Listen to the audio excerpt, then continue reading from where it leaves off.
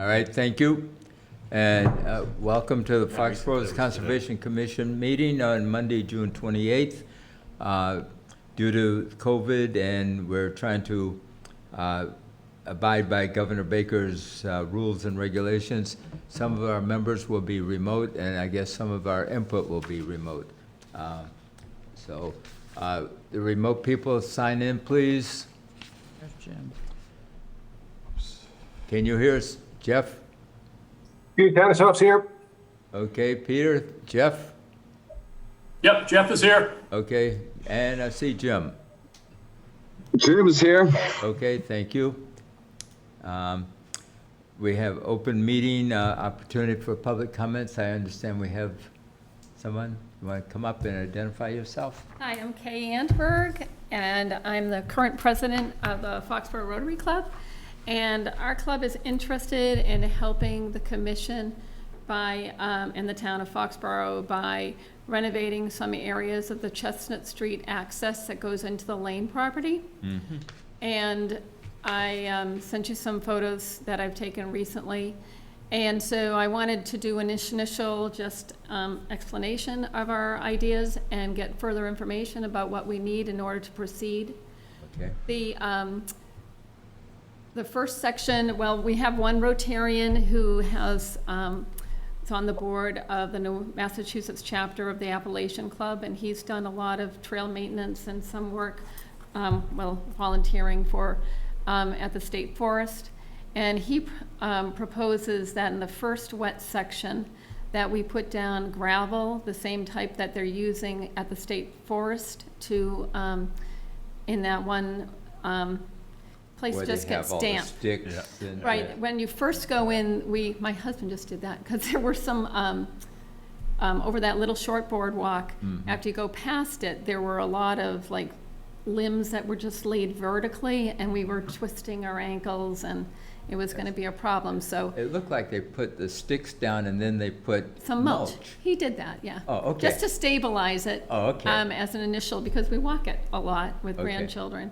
And I just asked him if he could help before one of us got hurt. So he kind of just did that like the other weekend. Actually, we saw Jane when we were out there. Okay. Did a little clearing of the plants that were encroaching on that part of the boardwalk. Well, she did. And anyway, so then that section beyond that boardwalk, we proposed to just extend it like by 15 feet. And I'm not sure if that would go totally around that next curve or where. It's a pretty wet spring. Yes. Yeah. Because it's wetter there than I've ever encountered.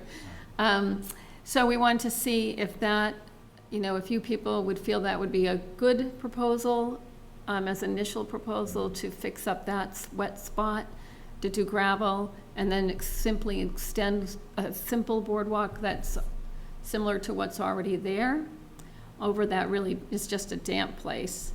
And then as you proceed up the trail, there's a really narrow spot because where the railroad's grade is, and then there's a snag. We'd probably want to take that snag down just to try to make it a little easier for people to walk. And then you approach that section where the bridge is.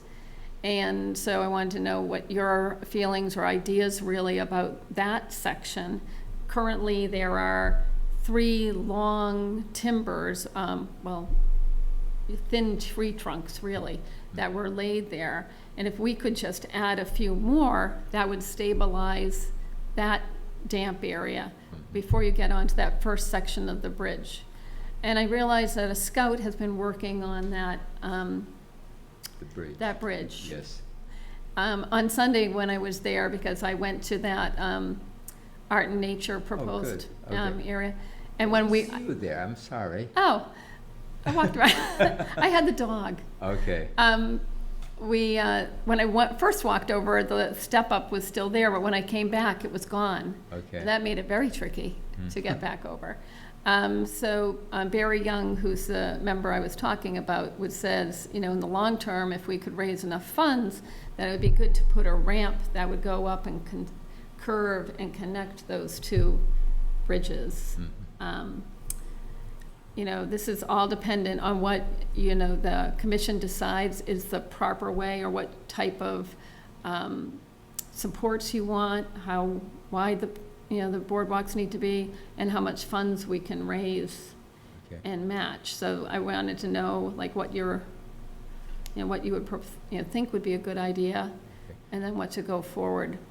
Now, one thing, Dave, this is the section that they wanted to get ADA compliant, is that correct? Right. Now, I don't know, I think Yeah. I'd heard that that might be something that was suggested, and that's why the last pictures that I sent show the grades that follow Yes, the that- boardwalk. yeah. Once you go over the boardwalk, you hit one minor grade, I mean, up to the point, but then past the point, there it becomes an eskers, a variety of eskers. And the first one is kind of a minor one that, I don't even think a wheelchair could do that one. And the second grade is really steep. Yeah, And I know there's one side trail, but I've walked that too. It's extremely steep. Yeah. I don't know how you could make that section ADA access, I think, in my personal opinion, you could only make it ADA compliant to that first walkout, where there's there's a bench that looks like Bench. somebody is trying to destroy, Right. because one end of it is completely lifted up. It is. My grandchildren are now making it into a little nature museum, in Oh, case you okay. go over there and they're say, the what's ones all that this were stuff? putting that. Okay, yes, but I don't understand people, but that's why they want to just destroy that or not. I don't know. But I think if we could make it ADA compliant to that point, it would be a real bonus for us. It would be a real challenge. It would be, it would definitely So I would be. need to, if that's something you want, I need somebody to walk it and really tell me exactly what you would expect, because of these number of grades, like that section where I mentioned is really narrow and there's a snag. There's no land support after that on the right-hand side to make it wide enough to turn over. It's a very tricky spot, and the only other option is, I think, years ago, since I've lived here most of my life, I think the trail used to blaze like right through the wetlands after the first boardwalk. And now there's a lot of cinnamon fern. It used to go kind of straight through there until you got to the bridge. And that would be a huge boardwalk. Yeah, So that's the other challenge. Of course, I'm sure there's the tracks. It's very accessible there. Then I know that I've heard, and actually I checked out the trail, that a number of people are now parking at the, what's the name of that street? Payson Road. Payson Road, and somehow Cutting cutting through. across behind the, baseball field Mhm. and walking across the track, Yeah. which I know is also not a very safe choice. But I think that's beginning to Fortunately, be the Acela does not run there, so it's a little bit safer. a little safer. So, but I'm not sure like how the town feels about that. And that's one of the reasons I really wanted to have this trail at least open, at least safe, because it's such an amazing part of our town. If we can go from uptown to the Lane property safely, that people can walk. And people from Schneider and the Y, it's only a mile, half a mile, so the kids could get down there, the older kids, and walk it. And unfortunately, the North Street access is not pedestrian accessible. So anyway, so I would say, what would be the next steps? Or, if you really wanted if you decide you really want that, then I need to know exactly what your dimensions are and what you really mean by that. Now, do you have that That'd be, data, and, Dave? it's a huge amount of money. We have some of that information, but I would also bring someone in. We got 5 trails that all various commission members walk most of the trails. Sure. Only 5 of them seem reasonable to make accessible. It doesn't have, doesn't have to be wheelchair, just accessible. And this is one of them, to the point. Yeah. Trails don't have to go around in the complete circle. They don't have to, they can go Right. out and they can come back, as Well, long as, because the as one long as from you have the North Street opportunity is. to learn things along the way. So there are there's information out there how to work with different soils and conditions and how to build it, how wide, and if you need to do boardwalks and that, you don't have to, they got these screw, I've heard about that, and I looked at them, but I can't figure out which size, or like, Yeah, what that- are they, I need somebody who's a wetland. they got these screw things that you just screw into the wet areas, and it holds up whatever you put across. You don't have to put in anything or dig up any holes and, pour any cement or anything like that. So, in that case, this one here, I would probably contact a particular person that deals with this. He's out in Amherst. He works with a lot of the groups and advising a consultant, providing I can get the funding. And then we could come up with a plan. Now, these type of plans also, the state has programs that help fund for the local conservation commission or recreation commissions, as long as our 5-year open space recreation plan's updated, which is not yet. So there's these different angles. So not only can you get contributions and private or sponsorships, but there's also funding on the outside to make these areas more accessible. So it's a lot of work, but that's what I was thinking. We got 4 other trails too that just much potential. I know, so it's like to see whether or not, so what is that you need to, as a commission, decide that this is one of the ones that you think is critical for that kind of work? Because if so, personally, if it only goes to that one little point as accessible, I don't think that's really accessible. I personally believe, the Lane property is accessible and to a lot of really wonderful spots. And I have a daughter who is visually impaired with a guide dog, and she could do that no problem. She could actually do the one that we're referring to at this time well too, because of course she has a dog that assists her.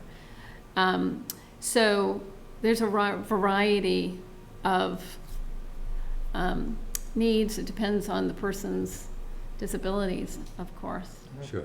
And so yeah, I don't know, so if you want us to do anything, I want to say that the Rotary Club would really like to help. If you're making it a huge, really big project, then we need to find, many different ways of raising the funds and making the plans and making it a really long-term project. The Rotary Club, would raise some funds. We could also apply for a district grant that would match our funds if we're granted it. And then, of course, we was also thinking we could apply for the Patriots Group for some funding, and maybe involving Schneider as well. So think there's because of this plot of land and where it is, I think there could be some interest. Sure. Because it would be really great to be able to get from downtown to that place. Also consider Or that town. as part of the master plan for the town, they're looking at possibly having a pedestrian bikeway along the railroad tracks on the west side, from downtown all the way up past the Lane property, all the way up to the Gillette, the road that goes to the Gillette Stadium. Some time ago, in the old master plan, they actually looked at doing that, because you can put that type of trail next to a live line. Oh, really? You have to have, a 6-foot chain link fence separating you, and it's gotta be distance away from the line, but there was just enough room, except when you hit one bridge. Oh. I was going to say there's going to be, So that, they didn't follow up on that. right, yeah, Because of that one particular bridge. yeah. So they were even thinking of having like Van Gogh or something like that travel along the railroad tracks to bring people up there. Yeah. I know the railroad right-of-way consists of a double track. Right. All the way through there, so Oh, that's not, obviously not being used, but there is a right of way for them, so. Any other comments, questions? Well, I mean, we are looking at that probably, we're just discussing it Sure. today. And I don't see anything wrong with us even doing it in piecemeal, but we just need to have an overall plan. And so we Right. are just discussing it now. Discuss it. Because of the scouts work. And I was just out there last week, and Yeah. it was tough to navigate. yeah. But I think filling in some other things with gravel, if that's, if it's allowed, might be a good solution for at least walking out there, because those routes and the Right, I mean, wetness that's make- only in that one section, a couple of, and then actually, I've also heard, since I've been chatting with a number of people about this dream of mine that I'm pushing on the club and on the town, is also that there have been people in the past somewhere in this area that take ski mobiles, and so I've got to find out where that had ever been, so that that wouldn't be like damaged, if any, I'm not sure if they have gone over that bridge or not. I've got to kind of figure that out, so we'd have a little bit more information. So we could Yeah. stop, you could stop. That's- But at least you know where, damage is gonna be done. That's one of the things, I try to keep the bridges narrow enough where the ATVs cannot navigate them, so Right, yeah.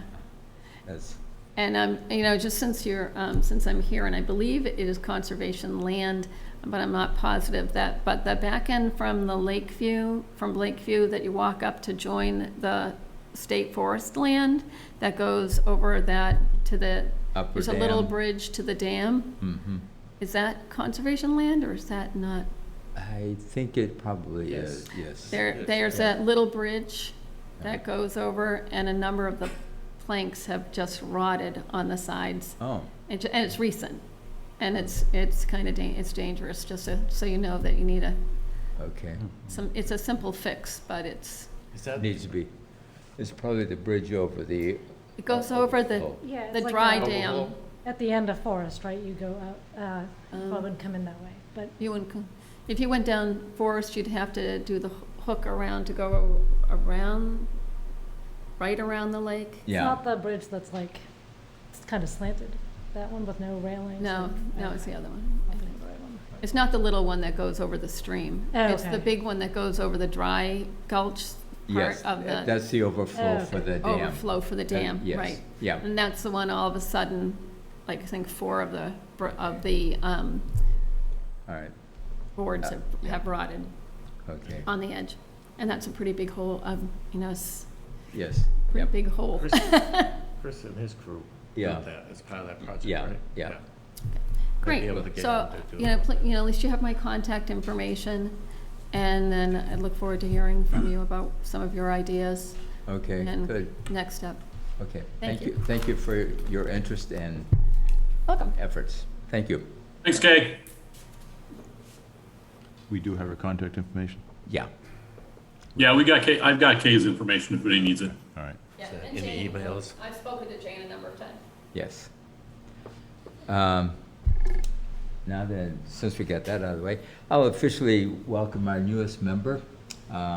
She's got some big shoes to fill, but I'm sure she'll find her own path, as I like No to pressure. say. I'll do my So welcome, best. Rebecca. Thank you. In 7:05, we have, okay. Pursuant to Mass General Laws, Chapter 131, Section 40, Wetlands Protection Act, and Foxborough's Wetlands Protection Bylaw, Chapter 267, the Conservation Commission will open a public hearing on Monday, June 28, 2021, at 7:05 p.m. at the Gala Meeting Room, Foxborough Town Hall, 40 South Street, and via Zoom on a notice of intent filed by Henry W. Heaton for remediation work for a number 2 heating oil release at 68 Neponset Heights Avenue, Assessors Map 44, Parcel 026. Portions of the proposed work lie within the 100 feet of a resource area. Do we have anybody speaking on that? Yeah. You want to, oops, you're on mute, I think. No, that's Nope. mute. I definitely don't know, mute. There you go. What's that? Are you on? I see him, but We cannot hear. We can hear a little bit of sound, Matt, but it's very garbled. Sounds like an alien. That's what I. Yeah, we're just hearing static. Cannot. Jim, do you have any update on that? Did you talk to the lawyers?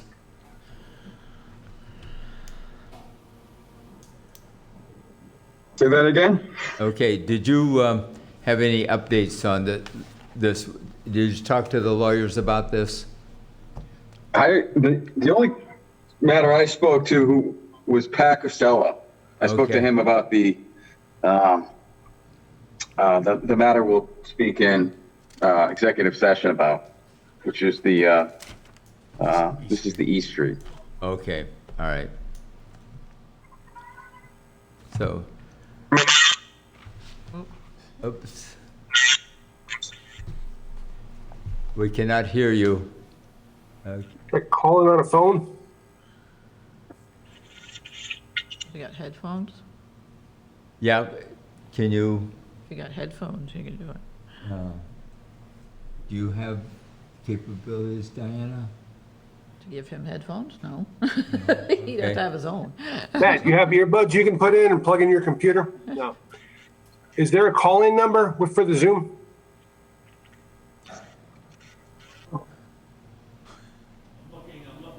Okay, thank you. I have, let's see, I sent it to somebody. That's what I don't like about Zoom.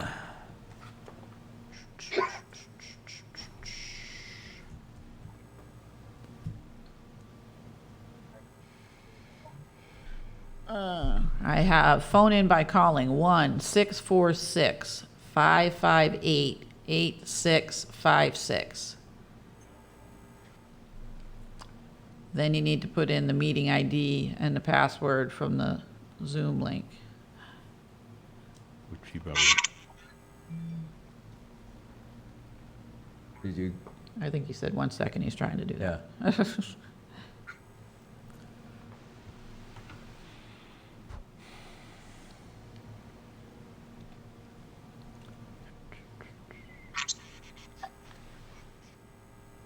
The phone Still- number?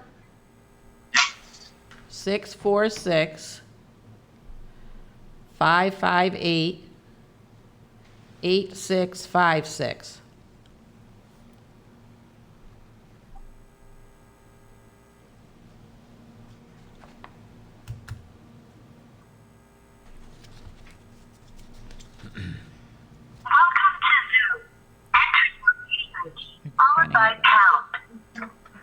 The meeting ID is 844-20-9051.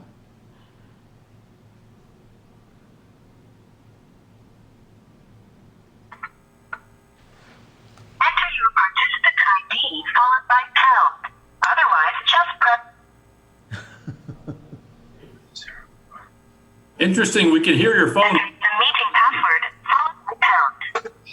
That is interesting. Password 219501. Not entered any numbers. Please re-enter the meeting password followed by pound.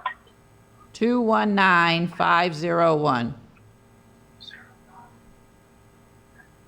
You are in the meeting now. There are 9 participants in the meeting. You are muted. You can mute or unmute yourself by pressing *6. Can you hear me now? Echoes. Yeah. So mute your computer. Mute your computer. Yep. All right. All right, are we on?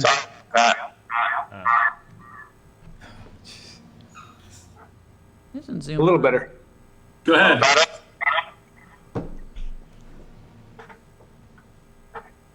I apologize for this.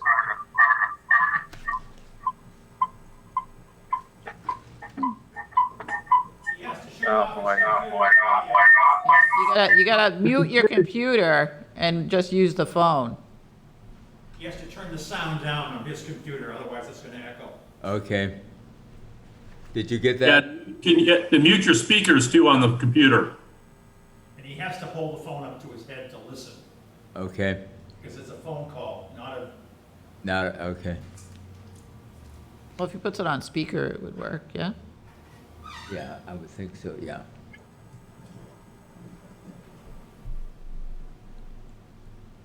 Are we in?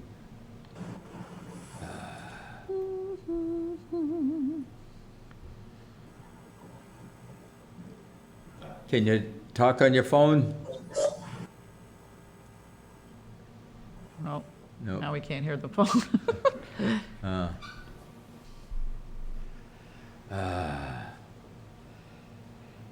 Okay, can we afford to continue this? I don't know, that's what you, like, did they start the work? Yeah. Came to the last meeting and they were gonna kinda, Yeah, I know there's a butter called me today, wanted to watch it on the okay. TV. Can we get him? Is that any better? Yes. Okay, Yep. Okay. can you, Still Put it echoes. up to your ear. Please. okay. Yeah, I tried it. It was, I wanted to do the speaker, but All right, that's That good. sounds good. This works that's now. better. Yeah. Yeah, I'm Thank you. sorry. Success. we figured it out. Okay. So, where do we begin here? Well, what's your status as far as the work is concerned? Well, we're waiting for the order of conditions. We're trying to get this scheduled, maybe to start as beginning next week. Okay, I think unless we have some major difficulties, we have an order of conditions set to be signed. So, Is there anything new from last time that we talked about? No, there's nothing new. We've been doing our weekly inspections, and there hasn't been any signs of any sheen breakout or anything. Okay. okay. Diana, you said there was an abutter that might be wanting to listen? Yeah, so I don't know if he wants to briefly go over that presentation that he did last time, because one of the neighbors called up and just was interested in how it was gonna proceed. Okay. Give us So the just a plan brief is, overview. yeah, we're gonna remove the concrete beginning on the inside of the garage area. And as we remove the concrete, we put it in roll-off. And then we initiate the soil removal, gets put into roll-off containers. Everything is going to be contained. We will be then, if we need to, do dewatering into a fractionation tank. Everything will be disposed of off-site. We're going to be having some stormwater control, sediment control, to prevent anything from getting into the surface ore. And we'll be doing this with our oversight the whole time. We'll be collecting soil samples to try to eliminate as much of the petroleum back to soil as possible. We will then backfill, finish with concrete, and everything will be, the existing grade will be the same as it is. And this is all being done in conjunction with the Mass DEP approval, periodic updates with them. Okay. Any questions, comments? Jeff? I'm good. Peter? This sounds great. Let's get going. Yep. Jim? Same here, let's get going. Let's start cleaning this up. Okay. Rich? I just got a question on, there's what looks to be some sort of, actually look like wattles in the water. If you were facing Heaton's, it would, from the water, it would be to the left of you, the left side. I thought there were boons in the water that were encapsulating the area where the spill was. Is there anything in the water now? There's the absorbent booms Yeah. that are in the water. Those the ones off to the left? By Kersey Yes, Point? there was some over there because initially there was a little bit of breakout and some impacts that Sheen had the wind had blown Oh, into that the cove area. Okay. So we had those absorbent booms just as a precautionary. If anything migrated from the sediment, we would capture it. But we Oh. haven't seen anything over there. Yeah, no, it didn't look oily when I saw it there. Okay. All right, that's all I had. David? No problem.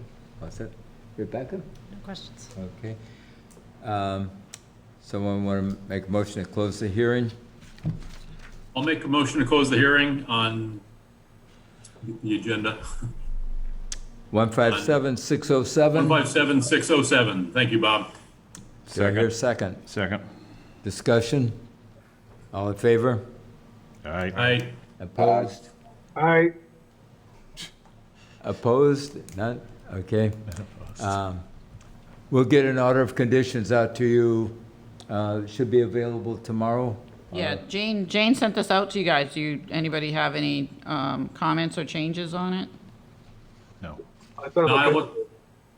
I looked at it, I didn't see anything. Okay. Very good. So you want to vote to endorse it? Yep. Yep. I'll make a motion to approve the order of conditions for 157607. Do I hear a Second. second? Discussion? All in favor? All right. Aye. Opposed? None? All righty. Thank you, Chris.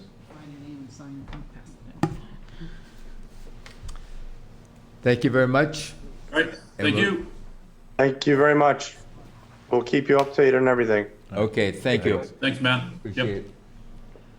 Thank you. I'm sorry about that. no worries. It happens. Figured it out. Bye now. Bye-bye. Good night. We have 130 Moore Street, 157605. They've asked for a continuance. Somebody want to make a motion to continue till July 12th? 7:15. We'll worry about the time. I'll make the motion to continue 130 Morris Street, NOI 157605 till July 12th. Second it. Discussion? All in favor? All right. Aye. Aye. Opposed? None? All right. That's the auto. Yeah.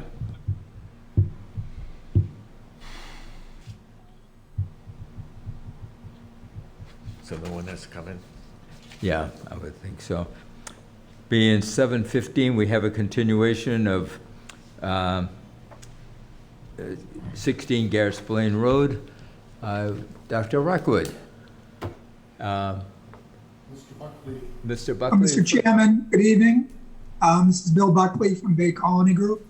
You hear me? Yep. Fortunately. Great. Just put it up here, Will. We're, Good, Bill. I'm working remotely tonight. So what we'd like to do is I'd like to put up on the screen a plan. We gave the commission a cover letter with a plan that showed some modifications based on our last hearing. And so what I'd like to do is just talk about some of the items, this plan, outline it, and then John Rockwood from Ecotech will be discussing in detail the restoration plan that he put together. So I'm going to zoom up a little bit here so that you can better look. So this plan is basically the same plan that you saw last time. The building has not changed, the driveway has not changed, the grading, septic, none of that has changed. All of that is outside of the 100-foot no-touch zone around the certified vernal pool. The red line is that 100-foot line, and I'm kind of showing on my, with my hand here. Some of the things that we did subsequent to that meeting were we took the fence, the old fence that was there, the erosion control that Jane had asked us to move, and we moved that to the 100-foot line. We also took the boulders that were there that were inside the 100-foot and moved them to the 100-foot line. So you can see this line slash, it looks like ovals and lines. That's the location of what's there now. It's a construction fence and line of boulders. We've also located all the stumps that are there, and that's what these little black circles are. You can see them throughout the site. Down here, the larger ones, we've listed the diameter of the trees, of the stump that was there. Mr. Bodie specifically asked about down in this area here, you thought several trees had been cut on the neighbor's property. We found one, which is this one down here, this 28-inch stump, which is, partially on Carl Brook's land and partially on the Martyr's property. Mr. Martiniak did talk to Mrs. Martyr about this, and I wasn't part of the conversation, so I'm just relaying information, but she did not seem to have an issue with that since it was right on the edge of the property, but again, I was not there. So we moved the boulders, moved the fence. This area here, this green, heavy green line, that is the same as the last time I showed you. Basically what it is it gets this proposed home, a 40-foot backyard, and a 40-foot yard over here, the side yard. And then the remainder of the land, which is down in here in this lighter green, this would be area that would be a restored area, a restoration area. As we talked about previously, the house is outside of the 100-foot line, the deck is outside of the 100-foot line, the septic system is outside of the 100-foot line, in accordance with the local bylaw, and in accordance with Title V, which requires septics to be 100 feet from any certified vernal pool. So what I'd like to do now is to turn it over to John and let him talk to you about the restoration plan which he put together. And I'm going to zoom out a little bit so that you can see it. Up here in this upper right corner, which is on the plans that you should all have, is the legend, which corresponds with the plan down here. So again, I'm going to zoom back up so as he talks to it, you can look at it. Go ahead, John. Okay, good evening. For the record, my name is Dr. John Rockwood. I'm a principal environmental scientist with Ecotech. I was retained on June 15th of this year to go out and inspect this property. This is the first time I've ever seen this property. I have not been to the property before. In 2018, someone requested a proposal from me to go and look at the property, but it never went to fruition, so I've never been to the site before. So I was out on the site on the 16th, the same day Chair and Jane were out there, and I made some observations of the property. Basically, what you have is an oak, pine, maple forest that has been cleared on the hillside. And the intent of this plan in this 7,800 square foot area is to set this area back on a trajectory to become an upland forest. You can't create an upland forest instantly because the species that grow underneath the trees can't survive in an exposed sunny environment. So we can't plant hazelnut and witch hazel and those kinds of things amongst saplings to make that work. So what we do is you put some larger saplings and some smaller saplings, so you have two different heights of tree species within the area, and then you put in some shrub materials to provide some interim habitat. And the intent would be to remove the wood chips from the area, remove the invasive species that are in the areas which have the current vegetation which don't have the wood chips. There's a little bit of honeysuckle and there's a little bit of glossy buckthorn that's popping up in those areas. Those species are also found within the forested area. That's sort of the source for those. and they're just popping up because it's open and things grow well in the open. So basically, the idea would be to get the wood chips out of there, and we propose to use an excavator for that, but we wouldn't go into the area and further compact it. You'd park the excavator at the edge, use a toothless bucket, and just very carefully move the materials upslope. And those materials that are outside of the reach of the excavator would all be picked up by hand and moved out of the area. The intent would not to be to drive an excavator back down in there. And the material sizes that were picked, 6 to 8 foot and 3 to 4 foot. The 6 to 8 are generally the largest types of materials you can move by hand and plant by hand. If you go to larger size saplings, you start to get 300, 400, 600 pound root balls. And that basically requires a bobcat or an excavator to move it and plant it. So the intent was to get about 40 tree stems within this area, again, of the two sizes. I believe there were about 26 tree stems that were cut in there, including the dead ones. I didn't have the benefit of the stump survey when I was out there. I just quickly counted and came up with about 23. And the plan shows approximate locations where these would be located. They can actually be adjusted in the field for a slightly better location relative to some of the larger trees.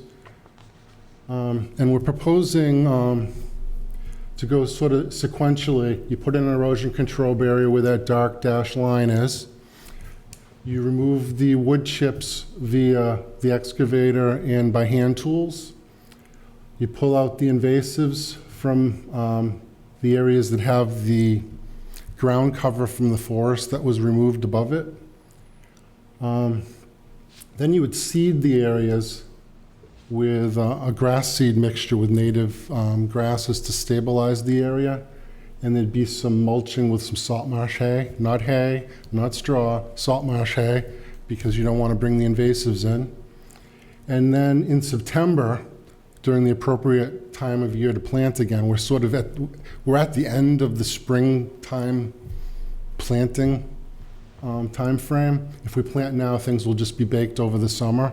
So typically you wait until mid-September and get the plant materials back in, get them started a little bit, and then they overwinter, and then they start up again next spring on their own. So that's the intent of the plan. So basically, get the chips out, get the area stabilized, get the area planted with materials during the proper time frame, and then we also proposed a 2-year monitoring program relative to the woody materials that get planted. I didn't discuss the shrubs yet. We actually proposed 4 clusters of shrubs, including eastern red cedar, northern bayberry, and sweet fern. These are all plants that can handle direct sunlight, so they'd actually survive in this area, and they provide some interim habitat. As the trees mature and grow up over a number of years, what happens is the ground cover would eventually fade out, and these shrubs would eventually fade out, and plants from the adjacent area would move into this area and recolonize it. Same with the forested ground covers. Again, you can't create a forest overnight. You know, that's the problem with some of these things. Sometimes people try to do what's called wetland gardening when they do a wetland replication area. They try to make it like it's going to be when it grows up. You can sort of push it that way, but it takes time for these areas to do that. So you put some ferns in, you put some shrubs in, you put the saplings in. When the saplings grow up, the shrubs adjust and adapt, and then the ground covers do the same. So that's all you can really do on recreating a forest. Were there any questions on that? No, I like your proposal as to your methodology and all of that.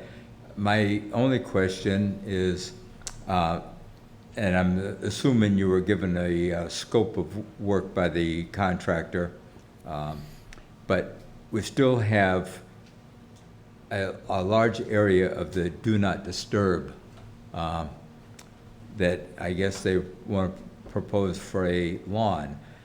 I don't know what they don't understand about do not disturb. So my problem is the area up to the 100-foot do not disturb line around the vernal pool. And I understand you were given I was giving a scope of work, a scope of work. I met my scope of work, Yeah, yes. okay. And you did, I appreciate it. It was done very professionally of that. But I guess I'll have to go back to Mr. Buckley or to Scott for an answer on the rest of the 100-foot no disturb. Say, Bob, I got a question. Yes? So what's the time, you mentioned that it takes time for this to recover. Can you give us an estimate of what your time frame is for what that recovery time would be after your plantings? It's probably 20 to 30 years before you have a young forest. So what's the time frame in terms of getting something that's suitable for the habitat that we're looking at that kind of gets at least back towards that from what we lost? Well, if you're going to plant 4 to 6 inch in diameter shrubs, you're going to have a fairly large saplings. You're going to have a fairly large excavator go down in there, and you're going to make a big mess. Well, we already had large excavators go down there. Right. So I don't buy that argument. No, I think we should have larger trees go in there, and I think the whole area should be done. Otherwise, we're rewarding for bad behavior.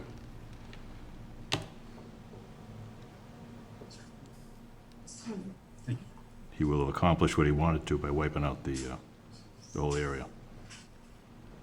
And I think we have to honor the 100-foot buffer zone. My question would be, the area that they proposed for backyard, if that was to be restored, most of that area's been stripped. You know, It's all been stripped. The whole thing is, yeah, that area there. Devoid. So would your restoration be the same in that area? Or would that have to be additional soils brought in because it's down to the B layer, definitely C layer? If the topsoil's been removed, we'd have to put some topsoil back in there, but quite honestly, the saplings are going to go down into the B horizon anyways. That's where they're going to be rooted. But you'd definitely put some layer of topsoil back on top of it. Down below, you have the existing ground covers. Right. So that indicates it really wasn't stripped down there. So the area below the green line generally. So would you put that logging mix that you mentioned in here on top of any new topsoil? Yeah, to help it? Yeah, you'd definitely put some topsoil up there. Probably a 6 to 8 inch thick layer. That way the ground cover that's going to grow eventually has an appropriate amount of topsoil to be there.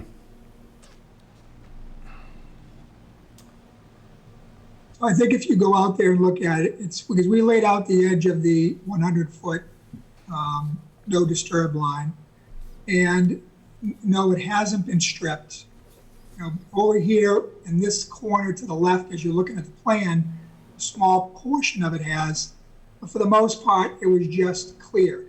And it wasn't grubbed at all. So that's why the stumps are still there.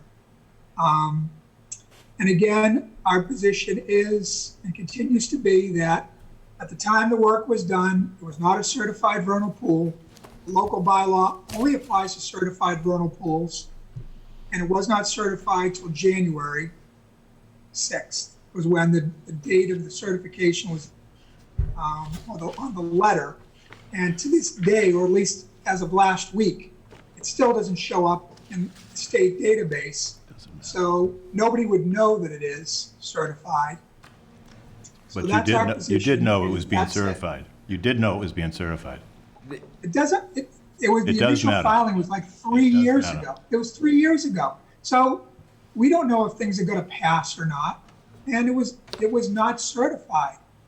It wasn't certified. So that's the bottom line. From our position, the bylaw doesn't apply until it's certified. Not that it's gonna be certified, not that somebody wants it to be certified. It has to be certified. we think in this particular case, it is now certified and we have to deal with it. And and this is what our presentation is for the board, for the commission to consider. One thing I didn't point out is we also talked about a fence along the edge here, so that would give the homeowner a visual barrier to not go beyond it. We could put tags on it like we just did over on London Estates to make sure they don't. We talked about perhaps some type of conservation restriction on that portion of the lot not being used. We would consider that as doing, in the areas that is not being used for the actual house or their yard, which is up in this area here, as long as it was within the 100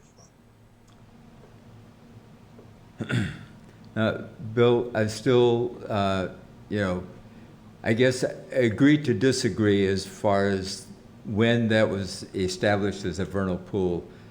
Going back years, I guess I've been around too long, but back in the days before everything was on the computer, if the agent said it was a vernal pool, that was basically it. And you've been around long enough that if Dave Risch had said that it was a vernal pool, and I do believe that he did mention it in some of his comments years ago, you would have built around that rather than just going in and stripping the ground right, everything right down to the bottom, bare bottom. So I guess we can agree to disagree, and we can. Yes, we can agree to disagree. So, Jeff, Jim, Peter, any comments? I think we lost Jim. I'm going to echo what Bob said. I am Bill. I've been pretty clear from the start. The person developing the land, I don't think acted in good faith. So I'm going to follow the letter of the law here. I don't want any activity done within the 100-foot zone. So I would be very concerned if there was grass there with a split rail fence, even if they held behind it over time. They want a really lush lawn, phosphorus, nitrogen stuff's going to leach downfield, and that's going to have impact. But for this particular case, I'm not inclined to waver from the letter of the law as we see it right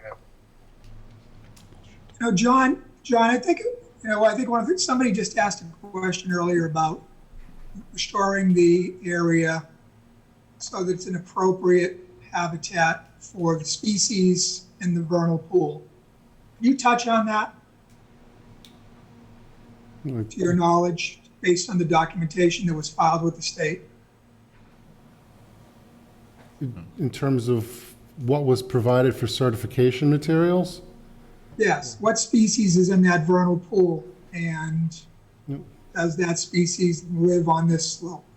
Well, the only material that was submitted as part of the vernal pool application was fairy shrimp, and fairy shrimp live only in the pool, not in the surrounding uplands. There was a note about amphibians from 2013, but no information was provided relative to that, and no documentation was provided relative to the amphibians on the certification. So naturally. Was it fair to say, I'm sorry, John, go ahead. What? Is it fair to say that based on the documentation filed with the state by the town and accepted by the state, that the species that live in that vernal pool that were identified don't live in uplands? Fairy shrimp do not live in uplands. That's correct. Okay. But I have emails going back and forth from the DEP or the Fish and Wildlife. Yeah, fish and whatever. The review are on hold until we're back in the office, and I have use of the database. In the interim, I'm at least able to open these reports and view their contents. Looking at the information in the report, the documentation meets criteria for certification. Therefore, you can assume the report will be accepted and the certification made official at some time after we return to our offices. And that was back in April of 20. So, I mean, the emails are going back and forth. Mr. Chairman, can I interrupt real quick? So Bill, I understand that maybe it didn't get put in there. Hopefully this will show up. So I walked aside with Jane. There's a picture of a salamander that we found in the time when I took the pictures of the fairy shrimp. We also heard wood frogs, which you know what they sound like. I don't know if that picture is showing up or not on there or not. Pull it back further. So whether or not, it showed up on the application, to Bob's point, if it's a vernal pool, it's a vernal pool, period. Please don't get into semantics about what lives where and what uses what habitat. I find that kind of insulting. I certainly don't mean to insult anybody.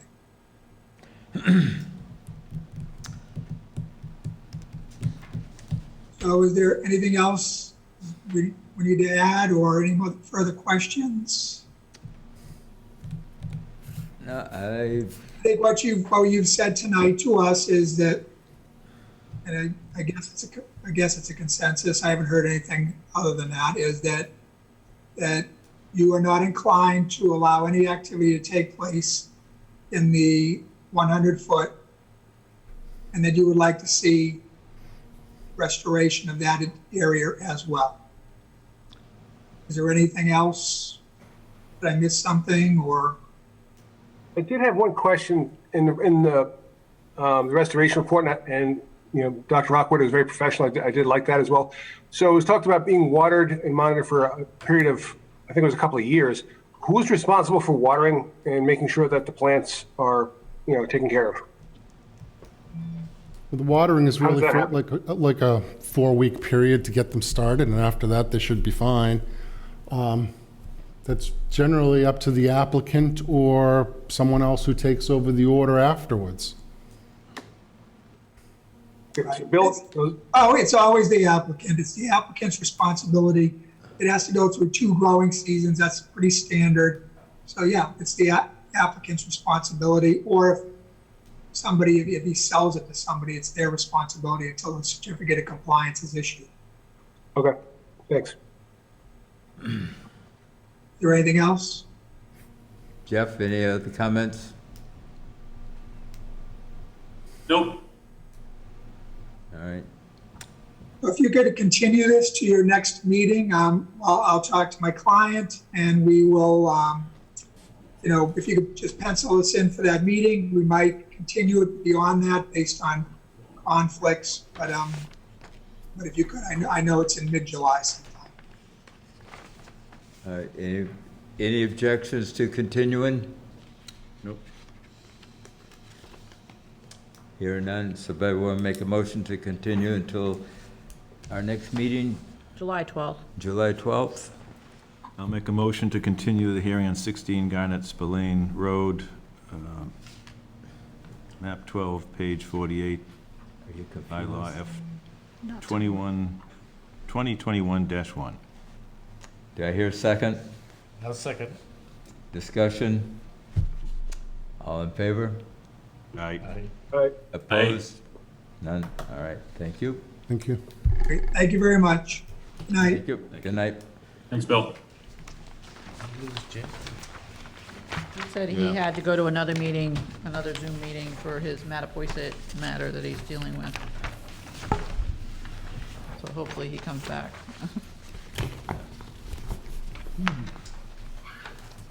I like your plans, by the way, John. It's, Yeah.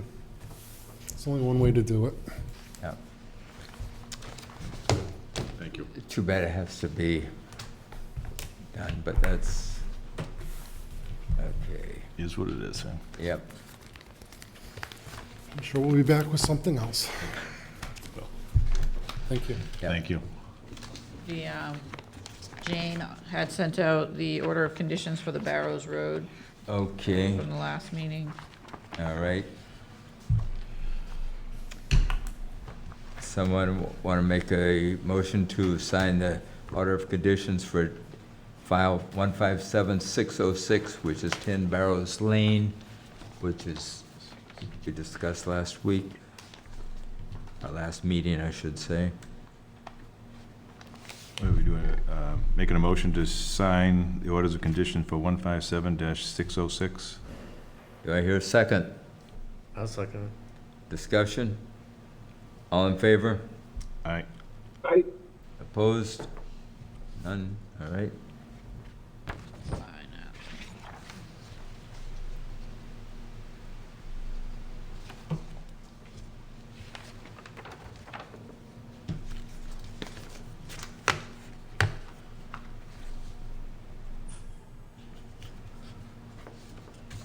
Alrighty. And Jim isn't here, so we don't have any minutes. Christina had looking for someone for the For the Canoe River Aquifer Advisory Committee? Committee. I've actually been attending those Zoom meetings. Oh, you have? Yeah. So you want to be the official guy? How often are they meeting now? Every 2 months? Yeah, it's about every 2 months or 3 months. Okay. Yeah, I missed the last one. Next one's another month or two away. Yeah. Would you mind being the liaison? Yeah. I live on Canoe, the Canoe Yeah, River, okay. so All I have a right. vested interest there. Okay. Thank you very much. Accurate. I had some vacant time. Yeah. Yeah, I was on that committee for about 20 years. Oh, were you really? Yeah. Back, I got out 5 years ago now, I guess. But it was very, when I first was on it, we had politicians come to our meetings and all, it was all. Oh, really? Yeah, but then the purpose, it's Lost almost its flair to the completed its politicians. purpose.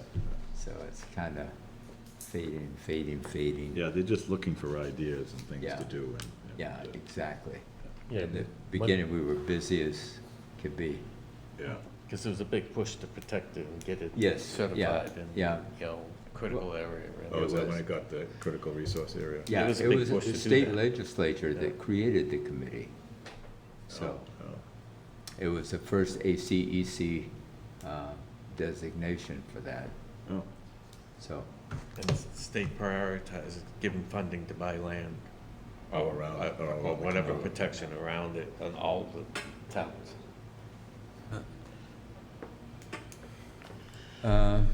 do we have anything else that we need to do before we go into executive session? I didn't sign it either. Okay. Do we need someone coming in to sign these two? Oh, we got We got four. four signatures, so Four's that's enough, isn't good. it? Yeah. All right.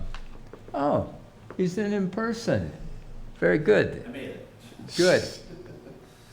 So if we do executive session, I believe that Peter and Jeff need to call on the phone? Or can you turn the live feed off but leave their Zoom on? Now, we called in to somebody last week, or last time. Okay. Oh, that's right. we Called used into the phone. Peter last time. You're on mute, Pete.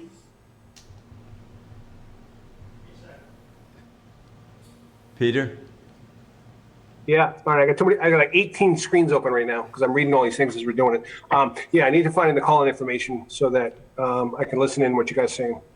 I think he said he can just pull the live feed. So we could either call into that number that you, if that's still open, Diana, or we could just call into, one of us calls into Dave, one calls All right. in to Rick. Okay. Mr. Beck said that the live feed can be pulled, so Okay. it'll just be an internal Zoom then. It's just here. Just do what you're doing now. It's not leaving the building. That's a freeze frame.